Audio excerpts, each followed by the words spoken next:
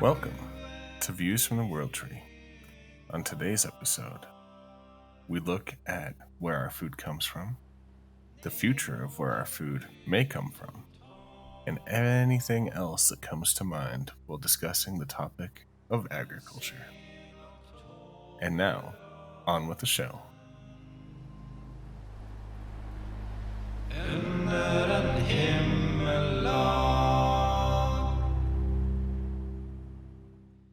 Personal news this week for me is pretty slim. Been pretty busy with work. We're expanding into overseas. We're expanding our overseas team, rather. And I'm pretty heavily involved in the stand-up of that. So been working a lot of long days, 9:30, 10 o'clock some nights. Anyway, so personal news, I got a new office chair. It's exciting for me because I spend 10 to 12 hours a day in it. I had a pretty fancy DX racer chair. Problem is, I'm a big boy. I've got some broad shoulders, and those wraparound racing style seats just don't fit guys like me. So this one is pretty comfy so far. It's made by Secret Lab. Anyway. And then other than that, the only other thing that's changed in my life is we're dog sitting for some friends. So here in my house, we are currently at a ratio of 3 dogs to 2 humans and 4 girls to 1 guy. So between my wife and the 3 female dogs, I'm just kind of here all by my lonesome in a sea of estrogen. I can think of worse things to deal with than being surrounded by women. Yeah. Oh, man. I guess I'll go into my news. The big news is I am on quarantine. I was exposed to somebody that had the coronavirus and came down with a pretty wicked cough last night. I'm assuming it's a cold, but I called into work and they said, if you come in here, we will just ask you to leave. I need you to go get tested. And I said, okay. So I went and had somebody jam swabs up my nose today, and I'm awaiting test results. Fingers crossed that it comes back negative. Yeah. Hopefully. I guess if you lose your sense of taste, then... Yeah. So far, everything has tasted like it should, so I think I'm okay in that regard. But it's still just the weirdest symptom. Like, I mean, I'm not a doctor. I have pretty much no virology training, but it's such a weird and oddly specific symptom. it really is. I was talking, so one of my coworkers, he had it a couple weeks ago. He's back now. Everything's fine. But he said the weirdest thing was he couldn't taste anything. He said he drank his coffee and it tasted like hot water. There was no taste to it whatsoever. He said at one point, just to see if he could taste something, he actually put a little bit of toothpaste onto his burrito.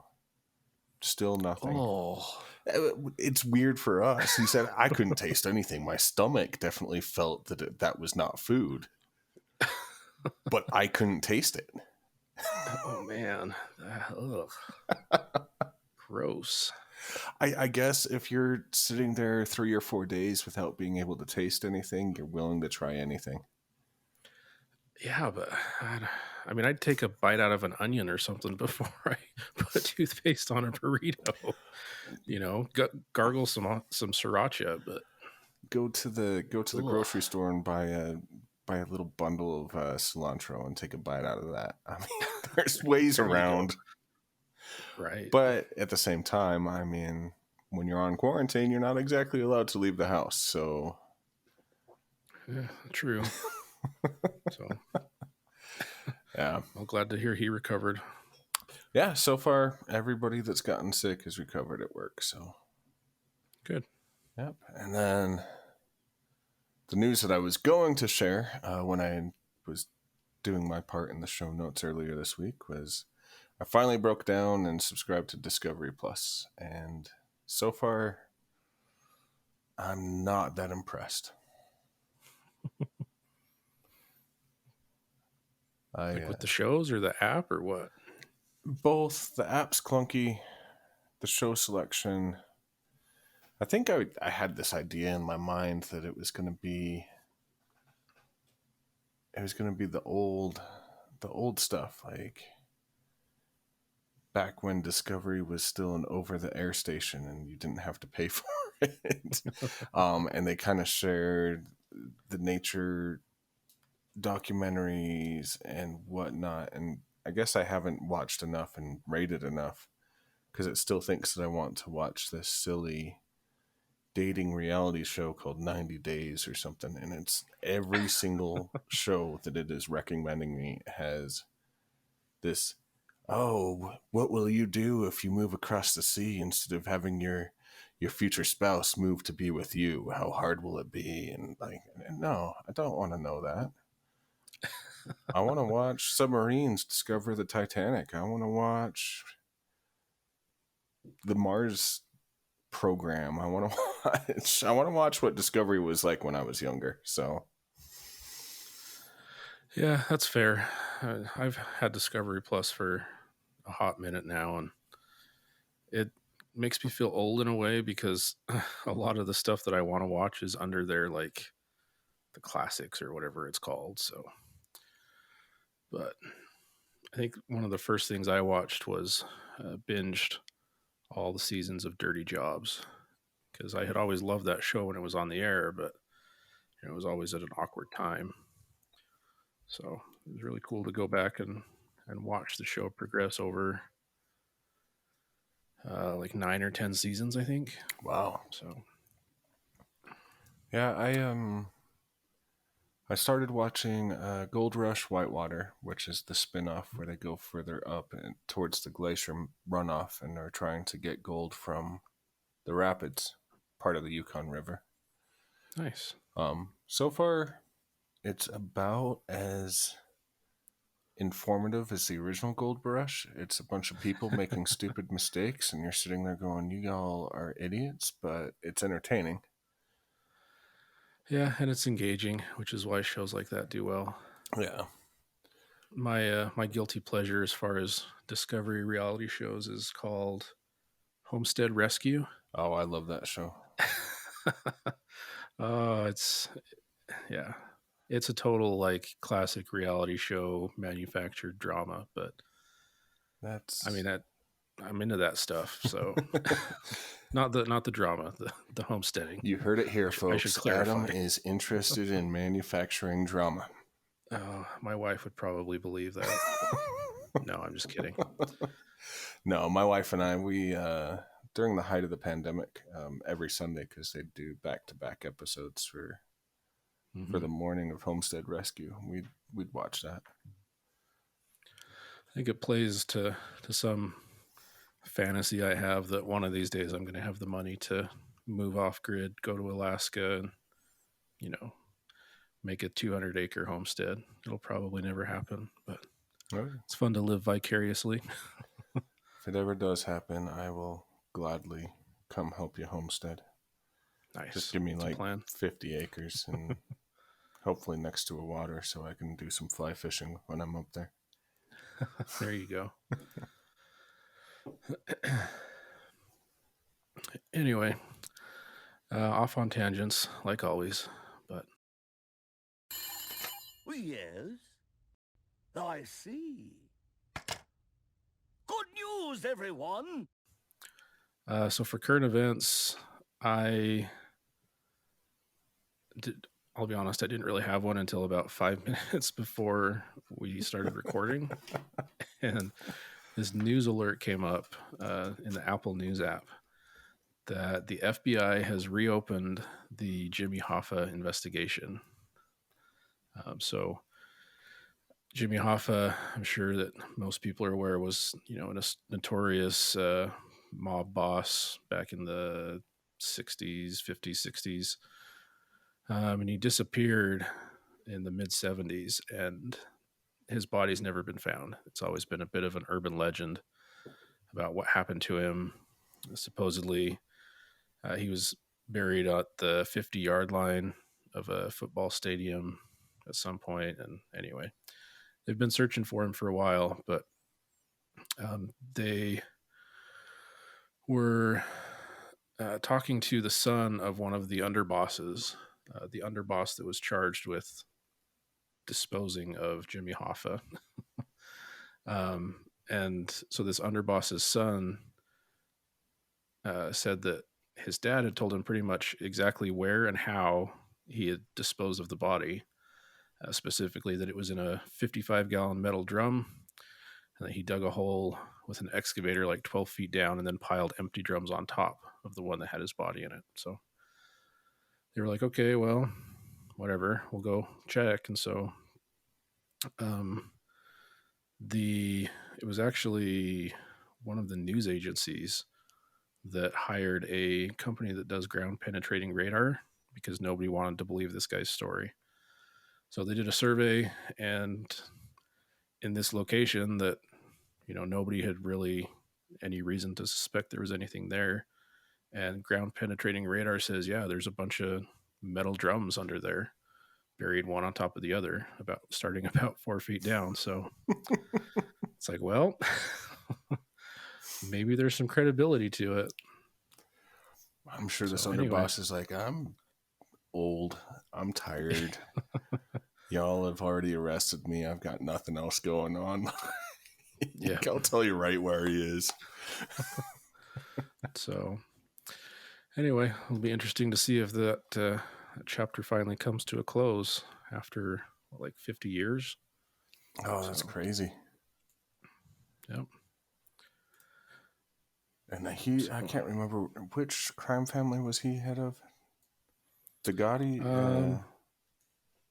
I don't remember. I can see through your glasses that you're looking it up.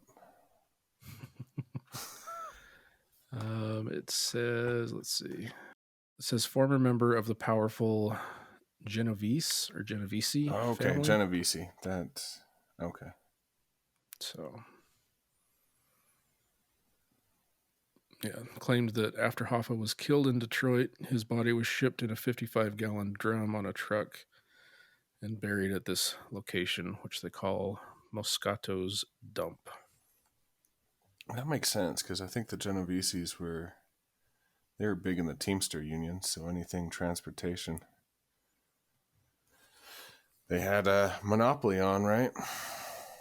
Yeah, that was how it all started. Anyway, future episode. There you go. There you go. I've been thinking of a couple myself. I've been watching on back to personal news on Amazon Prime. I've been watching Hunting Hitler, which is all about the theory that Hitler did not die in the bunker but actually escaped to Argentina. So, future news or future show right there too. Oh, there's a German community in Argentina. I know. Mm-hmm. So I've been told anyway. But yeah. Anyway, I guess my current event. Earlier this week, I've been kind of following the tweets and whatnot of the COP26, that whole climate action plan thing. And they've been, there's been a lot of articles that have been coming out, but one really caught my attention. It's from the news agency Fast Company, which usually deals with technology and whatnot. And the article, if you want to look it up, it's called How One London Suburb Reduced Its Morning Traffic by 53%. And basically the premise is in the UK, only about 37% of people above the age of 16 will travel actively to work. And when they say travel actively, they mean ride your bike, walk, scoot, that type of thing. And so they were trying to figure out a way to reduce congestion on the streets as well as improve like their greenhouse gas emissions and whatnot. And so they decided to try something. They called it gamification, which is basically offering a points, prizes, or a leaderboard for non-game related activities. If you all remember, maybe 5 years ago, there was a popular app called Foursquare, where you basically checked in when you went to a restaurant. Oh, that's And right. I if do you remember that. checked in so many times, you became mayor of that restaurant. It was a completely arbitrary title. You had no power. There was nothing there, but you could say, "Hey, on this app, I own this restaurant." So that's kind of gamification, like taking mundane things and turning it into a game. So this game, they called it Beat the Street in Hounslow, which is a suburb of London. And they ran it from September 18th to October 30th in 2019. And what they did is they put these little boxes on street lamps and things, and gave each player a card. And if you were walking, every time you passed one of those boxes, you'd tap your card. And if you tapped subsequent boxes, and they were always spaced a certain distance away, you would get 10 points for each subsequent box that you tapped. And then they put the winners up on a leaderboard and remove cheaters. I didn't get into it, but I assume the company that does Pokemon Go, Niantic, partnered with Google and basically tried to figure out what walking times were between Pokestops so they can figure out what the average human does to commute between spots. Gotcha. So I assume that they used similar things to figure out who would tap a box and then get into a car and drive down a couple blocks and then tap the next box or whatnot, you know. Okay. But the top of the leadership got vouchers from local stores for sports equipment, free books, or like crafting materials. Interesting. Which is kind of cool. Some of the stats, which were really kind of cool, 28,219 people took part in this game, which is about 9.6% of the population. Wow. It's a big suburb. 30 of the 30,000 that played, they combined traveled over 96,000 miles during that month of play. And they found that most of the boxes tapped occurred during the morning and evening commutes. And so this game got people actually walking to and from work rather than driving. And then their data analysis, what they did is they looked at through CCTV cameras, which, if you're not aware, the UK is notorious for recording everything that you do when you're out in public. CCTV is everywhere. Top Gear taught me that. But they looked at the main thoroughfares in and out of town, pre-game and post-game, and they saw a 53% reduction in traffic. Wow. And so as I was reading this, I'm going, oh, that's interesting. They made mention that cars are status symbols, that usually people who with money buy the fancier cars and don't want to stop driving it. And like, there's one of the commenters at the bottom of the article, he theorized, well, by adding these leaderboards of people walking, does that replace the car as the status symbol? Is that why it was so popular? Is because you got that status symbol of being first rather than the status symbol of driving around in your brand new BMW or whatnot. Yeah, it could be. It's a good question for, I don't know, human philosophy, I guess. Yeah, I don't know. I just thought that entire social experiment, gamification of commuting and all of that was just a fascinating idea. Yeah, I would wonder how long it would maintain its effectiveness. So, but yeah, if they could find a way to incentivize that long term, it's not an insignificant amount of cars removed from the road.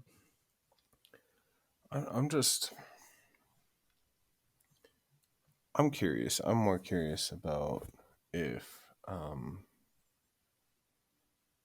if they did like create a local program with restaurants that gave you coupons and stuff for being top of the leaderboard. If you wouldn't see that die off, like when Pokemon Go comes out with a new patch, you see a bunch of people outside walking around with their phones. And then after about a month, it goes down, and people are no longer out there except for like little bits and here and there. And then it kind of dies off until the next expansion or the next content comes out. Yeah, maybe those real world incentives are what it needs. Yeah. So that's my news. Not Nice. near as exciting as possibly finding one of the most notorious gangsters of our of the last century, but still, I thought it was cool. As we approach the main topic, I would like to apologize to my co-host, as I feel like I kind of hijacked the topic this week and possibly threw him under the bus to an extent. But That's all good. our topic this week is all about agriculture, and we kind of chose this because in America and Canada, so in the North Americas, we celebrate something called Thanksgiving, and it's a kind of a non-denominational holiday where we take some time to express gratitude and come together as friends, families, neighbors, and eat a giant meal in the most American way ever and stuff ourselves with so much food that we can't move. And then about 90% of the family sits on the couch and watches TV, while the other 10% of the family, that unfortunately is also the same 10% of the family that busted their butt for 2 days cooking this grand meal, clean up. I mean, anything to add for Thanksgiving? That's how I remember it. So we chose farming and agriculture kind of to share where our food comes from. Jamie Oliver did a little bit. He did a show here in the United States talking to inner cities kids and showing them, hey, this lettuce that's on your burger comes from the ground, and this is what it looks like, and like this is what burger comes from. And just to see the awe in these kids that have never even thought about it kind of got me thinking, hey, how many people actually really think about where our food comes from? That's a good point. I mean, I would assume that most people have an idea. I know I've seen some like meme videos shared where somebody's talking about like slaughtering animals or hunting, I guess is where I see it a lot. Somebody will post something on social media, because of course that's all people do, about hunting, and somebody will reply and say, oh, it's so like horrific, how could you go and harvest an animal, like why can't you just be civilized and buy your meat from the grocery store? Yeah. Which, I mean, in a way, I try to give them credit and say, okay, well, maybe they're just pointing out that the act of going and taking the life of an animal is something that a lot of people are not comfortable with. But part of me also wonders, like,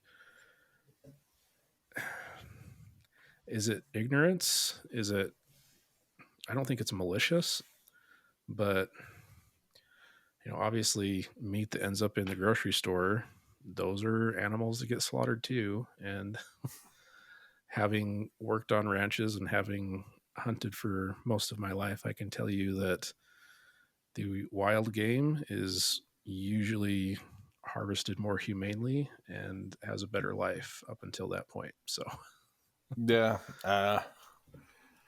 that's usually where I see it too. Is either that or those silly PETA billboards that you see in big cities, basically saying, "Where do we draw the line?" I've seen some pretty good memes of those too. Yeah. But I guess I'll just start by saying, like, the current practices of agriculture, um, it's kind of archaic. You you buy a seed, you put a seed in the ground, you water the seed, and then you harvest what grows. I Yeah. mean, which really doesn't like create this awesome podcast topic. But the reason why I wanted to talk about current things is there's practices like flood irrigation. You see it very common in middle America where there's a lot of corn, where people will open up their farmer's canal and completely flood the field, and Mm-hmm. it'll run all the way down the field and usually isn't captured by another irrigation ditch, at least not where I grow up. Where I live, it runs down the field, comes to the end of the field, hits a little culvert, and then leaks onto the highway. um, so that's one of the things that some of the modern technology is trying to get rid of. There's also a lot of use of herbicides and pesticides, and a lot of chemicals go into our food. And I'm not trying to be all hippy dippy and be like, oh yeah, you should eat organic because they don't use these chemicals and all that.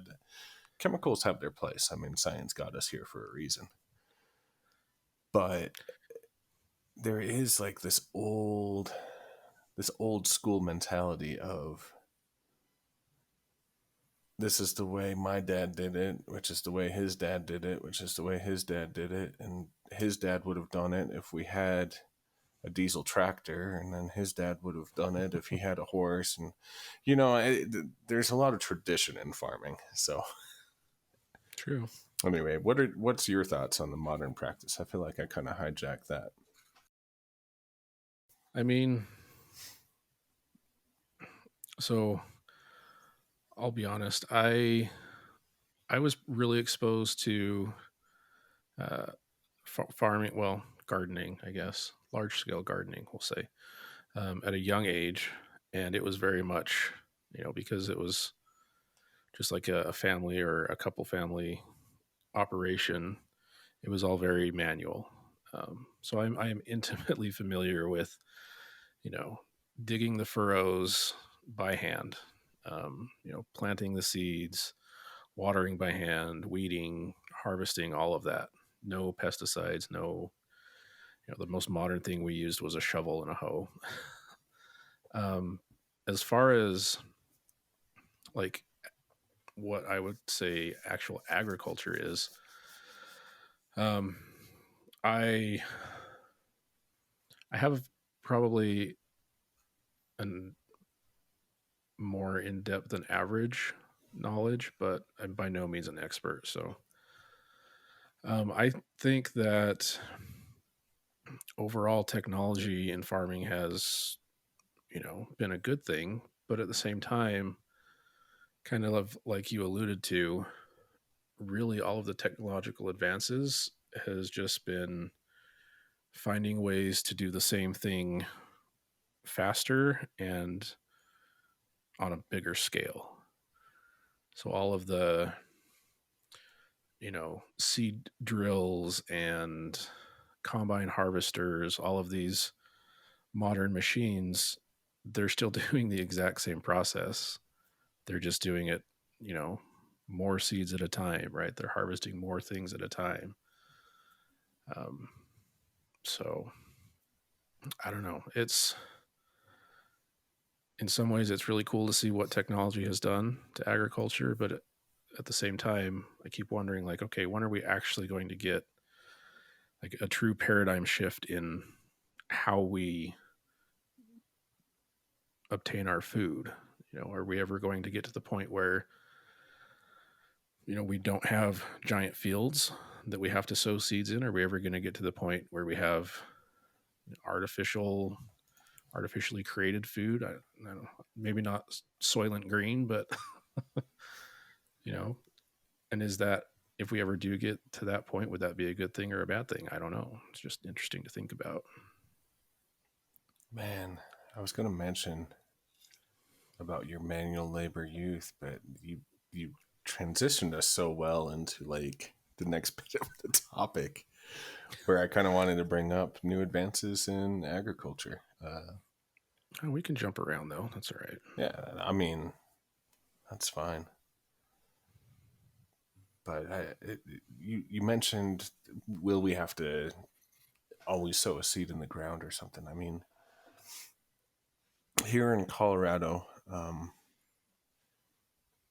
marijuana is legal. I do not partake. I just want to put that out there, but it is legal. But one of the things that the marijuana and cannabis industry has given us is this hydroponic science. There's a lot of science that goes into the horticulture of marijuana plants that has developed hydroponics, which is the act of growing plants in water, in nutrient-rich water, and only using water. So you start the seed. I've got a little hydroponic system. You literally start the seed in a growing medium that's made of peat moss, basically, and it's only about a quarter of an inch thick.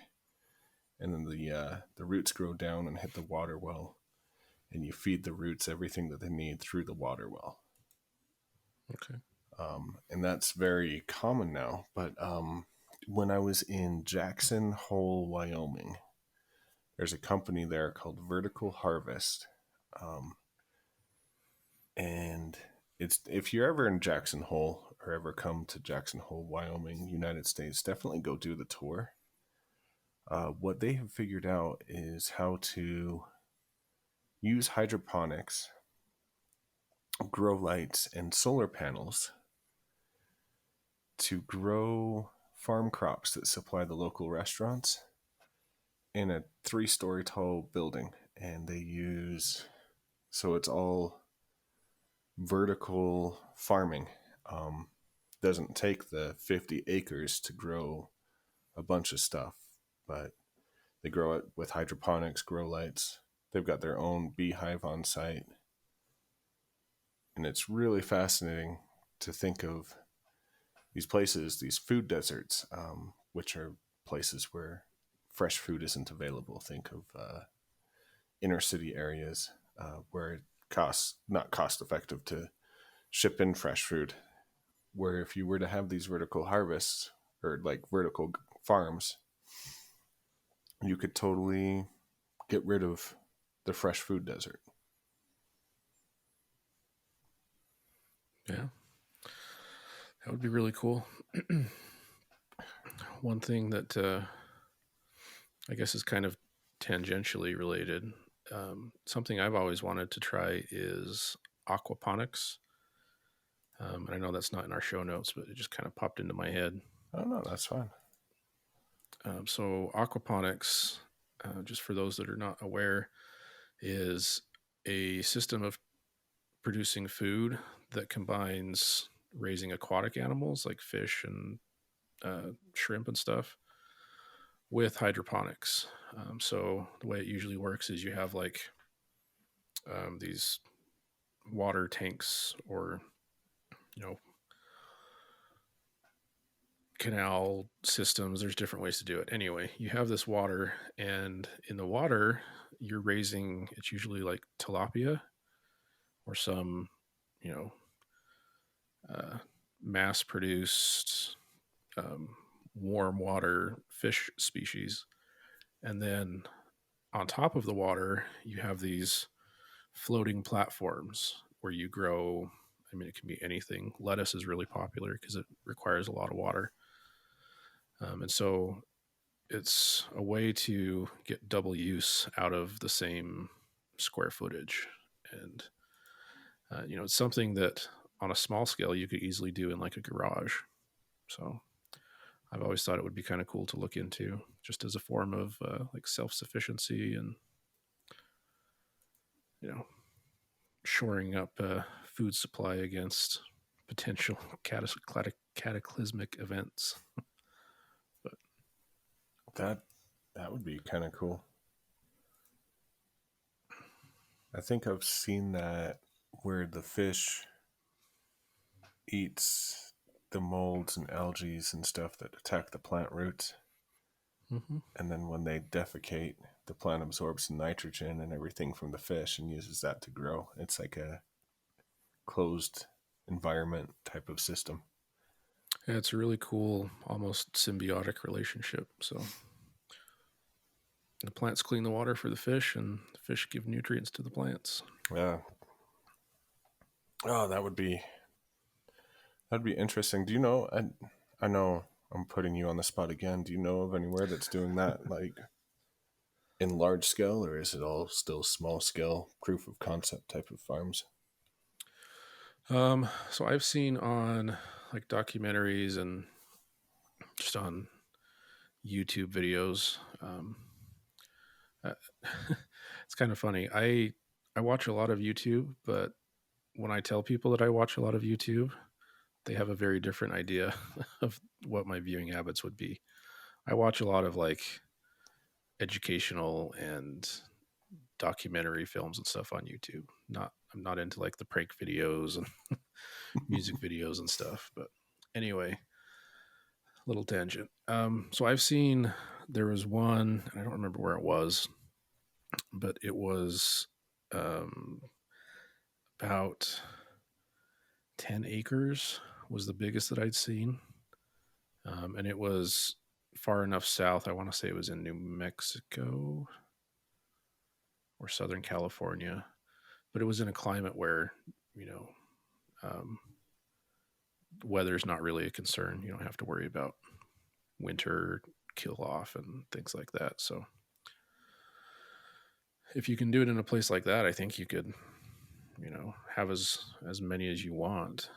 Since you have these floating platforms that the plants are kind of poking down through, you don't really have a lot of water loss to evaporation. So then if you have a closed loop system to circulate the water, it might be expensive to stand up, but once it's running, I think your water consumption would be minimal. So yeah, that's a really cool idea. The trick to doing it anywhere outside of like, plus or minus 10 or 15 degrees latitude is finding an indoor place that you can do it so that, your fish don't die in the winter and things like that. That's hard in and of itself, because then you have to figure out how to power your grow lights and make sure that the plants get enough sunlight or artificial sunlight. Yeah. So sounds like it's more of something for the tropics. Yeah, like a lot of food production is. Yep. There is a reason why most of our produce comes from Mexico. That jingle just popped into my head. The Avocados from Mexico. Yeah. I guess since we're kind of talking about water and some of the ways that you could use water, there's a company in India. I took an ecology class not too long ago, and I did a research paper on alternative watering methods for agriculture. Yes, I am that kind of a nerd. Like I said, I steamrolled this podcast episode to get Adam onto my wavelength. You're welcome. But there's this company from India that is utilizing smart technology to measure moisture levels in soil and use sensors that monitor the moisture levels in the soil to only water when the plants need water. And it kind of a tangent. There's a lot of theories and a lot of news opinion pieces that the next big human conflict isn't going to be over oil or coal or any of those. It's going to be over water. And to see that people are going, oh, well, we can use the Internet of Things, probably another podcast thing, basic overview. Internet of Things is smart technology in everyday life type of thing. But using this computer programs and sensors and diodes to conserve water and only water when necessary, which is kind of cool and very futuristic in my mind. Like, just to have little nanotechnology all over your field that tells you exactly when to water and where not to water and that type of thing. Yeah, that would be really cool. It would, help a couple of different problems. It'll be interesting to see where that goes. I know there was a company, and I forget what it was called, but this was right at the beginning of the Internet of Things. They advertised it as a smart sprinkler system for your lawn, but it was smart in the sense that the controller was connected to Wi-Fi and it would check the weather. So it wouldn't water if it was scheduled to rain. And I mean, this was 10 years ago. I had a coworker that kind of started it as a project on the side. So it's really cool to see where things have come since then. For sure, yeah.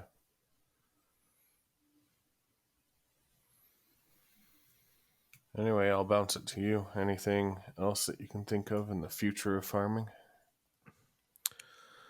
Well, there's been a few that we've brought up during our current events section on past episodes. The one that I remember was from, I want to say it was 2 or 3 episodes ago, about the machine that would use a camera and an AI machine learning algorithm to look at plants and say what's a weed and what's not, and zap it with a laser. I still think that's the coolest thing ever. That was honestly so cool. It's just something out of some sci-fi show, and that's one of those things that I learned about it and I was like, that can't be real. And you realize, oh no, it is real. It's in use today. So yeah. And I think that was, so not only as a labor saving device, but you had brought up like herbicides and pesticides. Well, I guess herbicides, this wouldn't really remove the pest problem, but if you've got one of these, driving around your field 24/7 because it's a robot and it doesn't get tired, and it doesn't belong to a labor union, you don't have to worry about spraying herbicides. And so then you get better quality crops with higher nutrient density. It's a win-win. I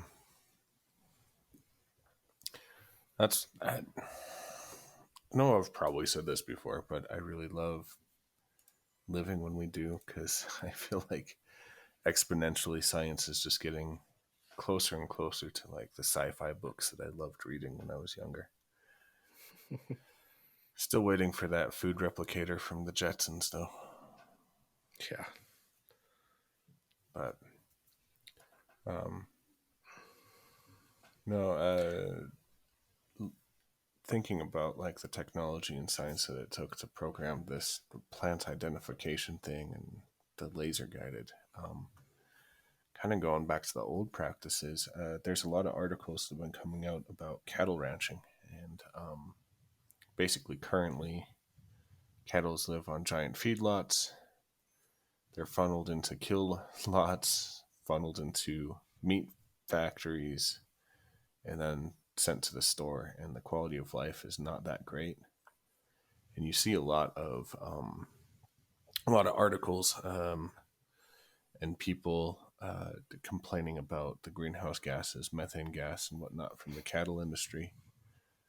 But there's a new movement with cattle ranchers where they're trying to go back to the old open range ideas of actually driving your cattle. And the whole idea is, as the cattle eat the grass and then defecate where they eat, they will move on their own because they don't want to be eating their own waste products.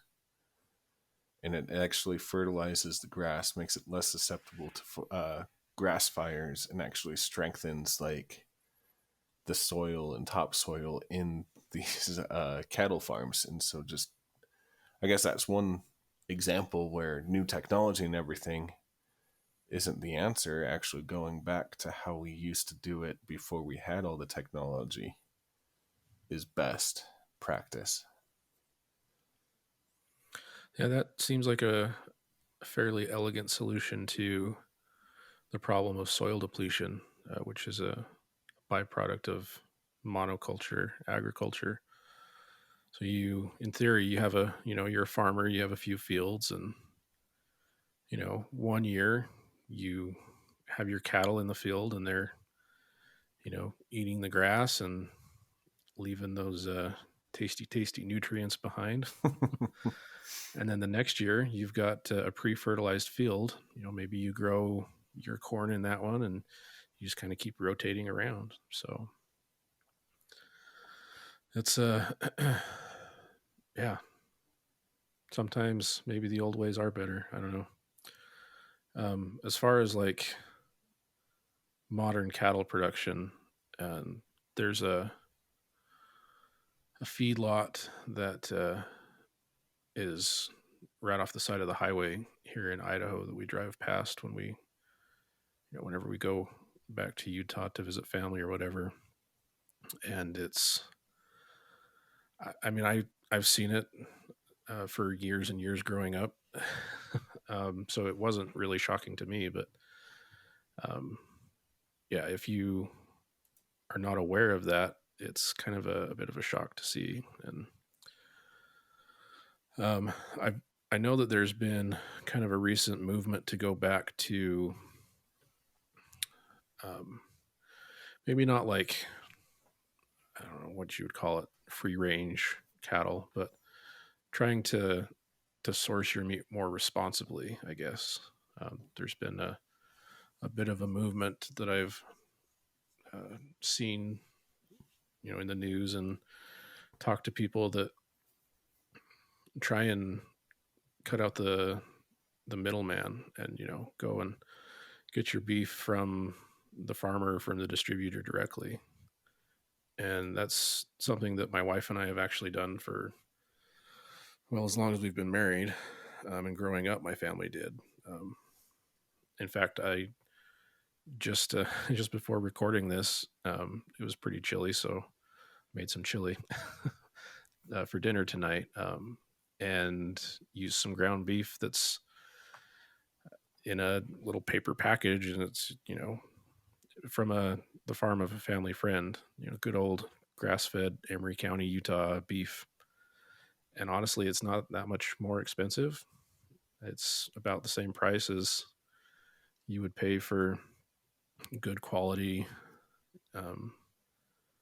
high grade beef at the grocery store. But we usually just buy a full cow every year, and it comes pre-cut, pre-packaged. You can say, I want this many steaks, I want this much ground beef, I want this. Then the farmer takes it to somebody to do the cut and wrap, and you just pay whatever the market price is. There's not any haggling. It's not difficult to do.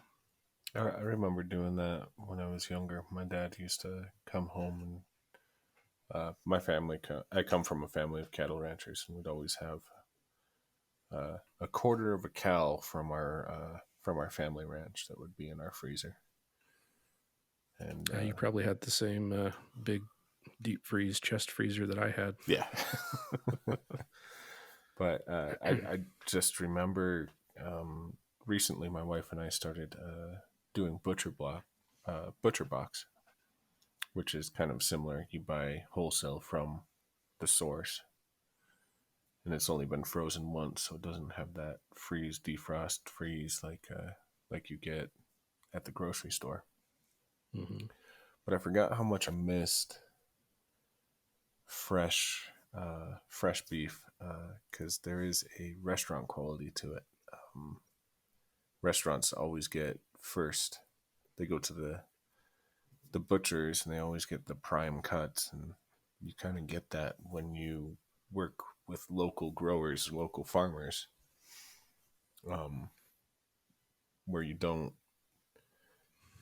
with other places. I mean, I can go to King Soopers, Kroger, City Market. I think that's basic. It's all the same place, but depending on where you're from in the United States, and I can ask for their private select, and it is still not as good as buying from Joe Dirt down the road. It's really not. And I mean, I'm a little bit lucky because my family's had these relationships with other families down in cattle country. And so, you can say, you can find a farmer that grazes their cattle on grass. If grass fed is your thing, if you want a little bit more fat, you can find somebody that does grain feeding. You can do a combination, which is what we do. And I guess I don't want to stay on this tangent too long, but just quick information if anybody out there is thinking of doing this. So we buy a whole cow, which is about 500 pounds after it's cut and wrapped, and it's about $2,000. So that works out to be about $5 a pound, which is more than you would pay for ground beef, but less than you would pay for a nice ribeye and prime rib. So it averages out over the entire cow. And then, I mean, that's the most economical way to do it. You can get like a half cow or a quarter cow, and it gets, more expensive per pound. So a quarter cow is going to run you about $700. But I mean, that's, 120-ish pounds usually. Thereabouts. It depends on the year and the amount of moisture that we've had, but yeah. So if you're thinking of doing it, that's about how much you can expect, at least at today's market prices. On the topic of locality, there's a giant production farm here on the Colorado Front Range that my wife and I have a CSA, and I don't know what a CSA means. Basically, or I don't know what the acronym is, but basically what it is you pay a certain amount of money per year, and then every week during growing season, you can go to wherever the farmers are at the farmers market and fill a bucket or a basket. So we did a half bushel, and every week during the summer, from mid-May until mid-September, you can go get farm fresh tomatoes, farm fresh lettuces, cabbages, potatoes, celeries, all of that stuff for a little bit more expensive than if we were to go to the grocery store. But the quality is a lot better. Well, the quality is going to be pretty much on par with like Whole Foods, but your prices are going to be significantly less than that. Yes. So it may not be certified organic, but it's pretty much, pretty much that. There's something nice about knowing where your food comes from. Yeah. Like, I got to know the guy that runs the farm really well because he's very proud of his produce. He's just this old man with no teeth that is just happy to do what he's doing. And it's just, you can see the passion when you buy local compared to a nameless wage slave Yeah. from Arizona or California or Mexico, you know? Yeah, and the focus on that a local production farm has is definitely more on quality over quantity. So yeah, we with recently moving, we're gonna have to find some new supply for our produce, but Oh, that's definitely the way to go if you can swing it. And if you live in the inner city, unfortunately, it's a little bit more difficult. But maybe with some of these alternative farming methods, then people that live in these food deserts can grow some herbs on your windowsill, or grow some tomatoes on your patio or something. I don't know. One of the easiest things that I've ever grown has been green onions. I don't think I've bought green onions for years. Well, that's not true. We usually buy a bunch, like one bunch in the spring. We cut the tops off, stick them in the dirt out in the garden, and then as they grow, you can like split and propagate more, and they just grow all year. Like you barely have to water them; they'll grow in anything. And yeah, so that's a good place to start, I guess. those are great. I wish I had the name as you were talking about these food deserts. There's a rap music artist from Aurora, Colorado that raps about food sustainability and actually has, if you buy his like CDs, it goes towards urban gardening and taking these vacant lots and turning those um, into community gardens to try and get people more or less off the streets and actually into a hobby that is beneficial for the community. And it's kind of a cool idea. I heard about it on Colorado Public Radio not too long ago and just went, oh, I should have written his name down. I'm trying to remember now. Was it Top Gear or Grand Tour where they tried to do the same thing in Detroit? I think it was the Grand Tour. Oh, it was one of the two. Yeah.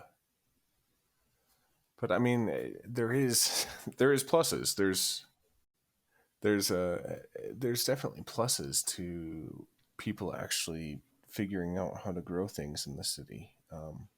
You go to certain parts of big cities and it's dirty, disgusting, and like there's great.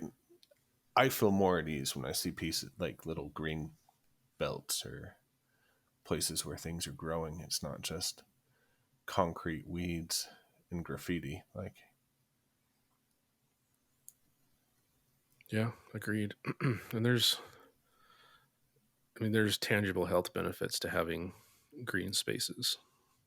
So yeah. Oh man, we've been rambling a while. There's so much more that we could talk about. But I think we should probably start to wrap it up.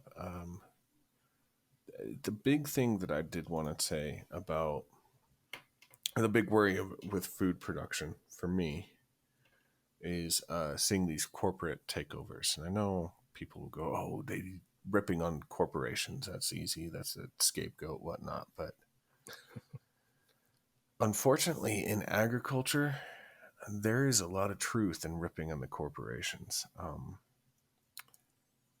I can't remember the name of the seed company, Monsanto or something like that. yeah, Monsanto. Have genetically engineered their seeds so that only they control the plants that produce seeds. So you can't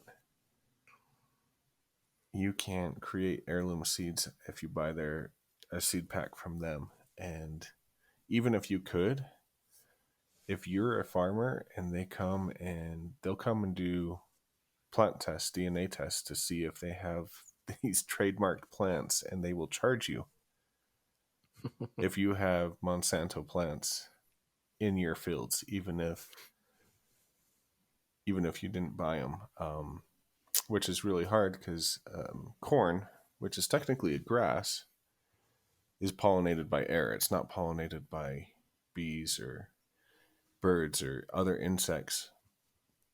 And so when a wind gust goes, the pollen from one farmer's field, say he uses Monsanto stuff, will go and it'll pollinate another farmer's field who doesn't use Monsanto stuff. The flowers will turn into fruit. Monsanto comes and collects samples and goes, oh, he's already paid us for this corn crop. But this guy who has Monsanto corn ears growing in his field who didn't buy from us is breaking the law, breaking our trademark law, so we're going to fine him, type of thing. And so, unfortunately, corporations are killing agriculture, at least in America. Europe may be onto something with the non-GMO movement that's going on over there. Yeah, and unfortunately, my knowledge of European farming is limited to Clarkson's farm on Amazon Prime, but it's a concern. I mean, there's fewer and fewer small farmers every year. Every year, a farmer somewhere retires and doesn't have anybody to take over the farm, and so all he can do is sell it, right? I mean, he's got to have money to retire on, and it's not like farming comes with a 401k. Right. So that's, I mean, you recently bought a house, I recently bought a house, and it's surprising how much land costs and how hard it is to break into that. That's something that my wife and I did look at, actually, is, what would it take to bail out of the the corporate America and just do our own thing, 10-20 acres. And with my background, it's wouldn't be terrible. I mean, I have the knowledge. I'm not as young and spry as I used to be, but that's what kids are for, I guess. And but it's so hard to break into that if you don't have, like, a family line of farmers that are leaving you land as an inheritance. There's not really a lot of funding programs in the US to help people break into uh, farming as a lifestyle and a livelihood, unfortunately. And even if you wanted to, in the Western United States, I don't know how it is in the Eastern United States or in Europe or Africa or Asia or anywhere where there's abundances of water. And I guess I should take Africa out of that for the most part. There are rainforests there, but here in Colorado and the Colorado River Basin, there's water rights that you have to deal with. If you want to break in, say you want to become a farmer and it's your lifelong dream, and you finally raise enough to buy this new patch of land from somebody that just retired and sold it to you, or sold it to the bank sold it to you, you don't get his water rights. His family may have been there for 200 years and has first rights on the river, and now you are new guy on the block and you have last rights on the river. Mm-hmm. And so you were at the beck and call of all your neighbors who need the water just as much as you do. So if you're last man on the river, there's a chance you're not getting any water. Even if you're geographically upstream from somebody. Right. That's a good point. And that is something we noticed, is a lot of, if you are able to afford the acreage, most of the time it does not come with the water rights. So, and it's something that's kind of hard to understand unless you've lived out here on, on this in this area. But it's a harsh reality. Mm-hmm. You moved into an agricultural center that gets a lot more moisture than where you used to live. So I don't know if water rights are Yes, as big of a deal much with more. you. It's so where I live. There's not a ton of rivers. There's the Snake River and there's a handful of tributaries, but our water table is also extremely high. It's high enough that where I live, nobody has a basement. Um, you can dig down. Really, you only have to go about 3 or 4 feet before you hit groundwater. So Oh, wow. it's much different from growing up in the middle of BLM Central, where I did. Fair. But I don't know. I don't want to dissuade anybody. I feel like if you're listening to this podcast and you want to be a farmer, do it. Because as the older generation is moving out and moving on, and as the media is basically telling you that farming's dead, we need people excited about farming to kind of save us from corporate monopolies in agriculture like Monsanto. Yeah, and some fresh eyes and fresh perspective may be a good thing. With all of the technological advances, the future small-time farmer of America, maybe he has a minor in computer science. We don't know. Thanks for taking the time to listen to our ramblings on the subject of agriculture in the modern world. For the mindfulness moment this week, since it's the week of Thanksgiving, we just wanted to take some time to say thank you to all of our supporters. As of the last episode, we have now had our podcast downloaded in 11 separate countries and across all of the continents except for Africa, which is amazing. And in addition to that, we wanted to each share something that we're personally thankful for. And so, in addition to all of you amazing listeners, the thing that I am thankful for is my dog. It might sound kind of cheesy. So, my dog is 2.5 years old. We got her just before the pandemic really took off here in the US. We got her 2.5 years ago. She's been with us through multiple moves, including this recent move out of state. And the company that I work for has been very proactive in their handling of the pandemic, which means I have been working from home almost exclusively for 2 years. There was about a month that I went back to working in the office when the coronavirus had calmed down, but then with the recent surge, I've been back working from home again. And through all of that, she has been the most amazing constant companion. My wife teaches school, and so she's gone for quite a long time during the day. And my dog has been awesome. She's been right here, keeping me company, making sure I don't lose my mind, being locked up inside, staring at computer screens for forever. So that's what I'm thankful for. That's awesome. Companionship is so important right now.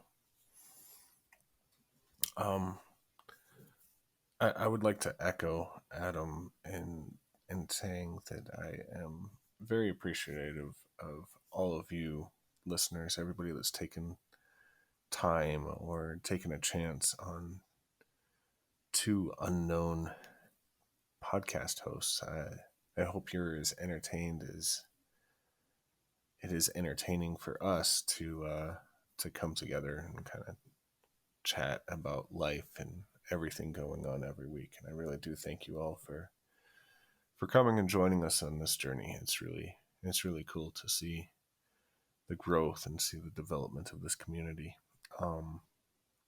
As far as personally, what I'm most thankful for, this year's been really hard. As somebody that works on the front line and has kind of had to be in person, it's really hard to think of things that you're thankful for when you're understaffed and beat down and just exhausted and all of that. But I really do, I want to say thanks, or say that I'm thankful for like my friends and family, and just the chance that I have to be here every week with my cousin. I'm very thankful for him to help produce this and everything that he does on the podcast. I'm thankful for my wife for everything that she does, everything that she puts up with, as I am not a nice person sometimes when I've had a stressful day at work. And everybody else that just is a part of my life and kind of helps keep me up. So I guess, kind of like Adam, I am thankful for companionship as well. Yeah, last couple of years, I think everybody's realizing how important companionship is. Even people like me that claim to like to be alone. Well, in the spirit of Thanksgiving, if you've listened this far, I'd like to challenge you. You can tweet at us or comment or tag us on Instagram or TikTok or any of our other links. What are you most thankful for going into this season? Even if you're not an American and don't celebrate Thanksgiving, like, it's nice to take a moment to be thankful. For next week's show, we wanted to relax a little bit from the structured topics algorithm that we've been following. And one of my favorite TV shows growing up was the trivia game show Jeopardy! On Jeopardy! They sometimes had a category called potpourri, which was just a bunch of unrelated leftover questions that they didn't have time for on previous episodes. So that seemed like a pretty good fit, and that's what we're going to call next week's show. We'll be taking a look at video games, books, movies, pop culture stuff, or any questions that you as listeners may feel like sending in. So tune in. We'll see you then.